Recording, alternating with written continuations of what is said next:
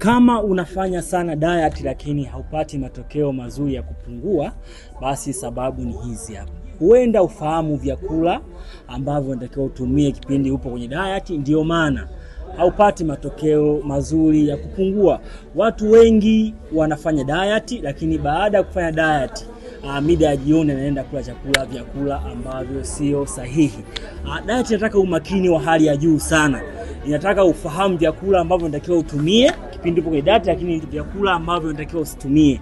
Huenda wewe unaisikia sasa hivi haufahamu vyakula ambavyo unatakiwa utumie kwenye diet, ndio maana unakula ovyo na ndio maana haupati matokeo mazuri ya kupungua. Kama kwa unataka kupungua na unatamani kuwa na muonekano mzuri, basi chukua namba kwa bio nikupe ushauri mzuri ambao utakusaidia na utakupa matokeo mazuri ya kupungua. Lakini pia usikose kushare na kulike na kucomment hii video ili wengine waendelee kujifunza.